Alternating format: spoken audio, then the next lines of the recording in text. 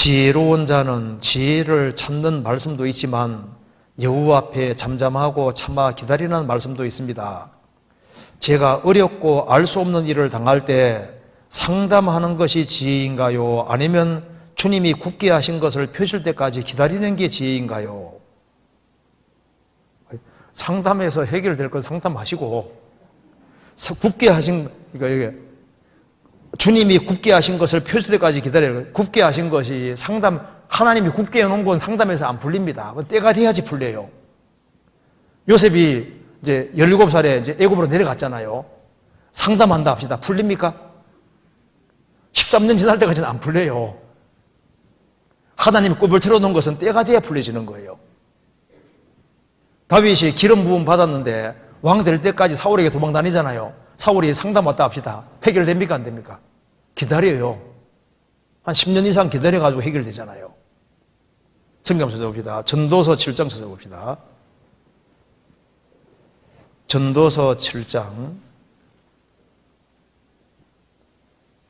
13절.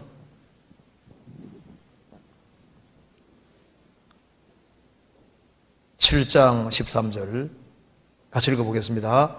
하나님의 행하시는 일을 보라. 하나님이 굳게 하신 것을 누가 능히 곧게 하겠느냐.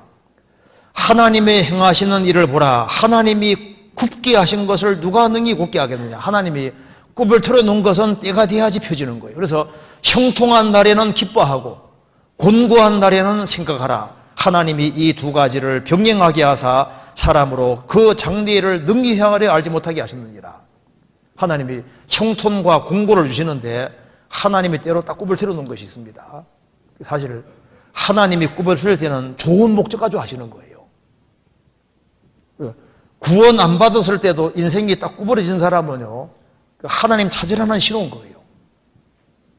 구원받고 난 이후에도 하나님이 딱 굽을 틀어놓은 게 있거든요. 이 절대 안 풀리는 문제가 있다니까요. 그래서 항상 머릿속에는 왜 이 생각이 들 수 있거든요. 근데 시간 지나가면 그래서 그랬구나. 그래서 신앙이 딱 엇거리도 되면 주님이 딱 풀어주시는 거예요.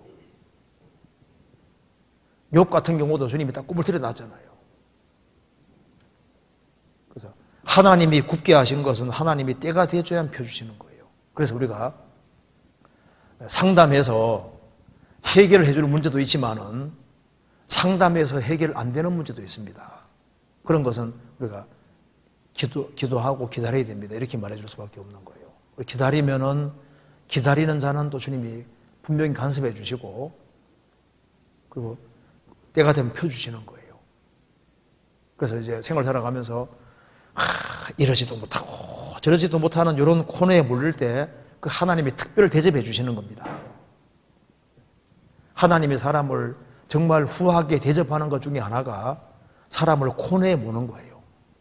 그래서 이러지도 못하고 저러지도 못하고 너무너무 힘들어지니까 이제는 그냥 새가 돼가지고 저 멀리 날아가서 몇 달간 있었으면 좋겠고 1년 동안 어디 해외 가서 어디 혼자 가 있으면 좋겠고 근데 그럴 수도 없잖아요.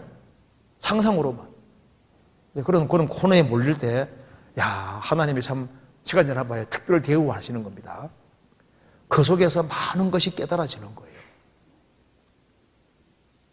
그래서 이 눈물 골짜기에 통행할 때 이게 정말 좋은 겁니다. 그렇게 생각하시면 돼요.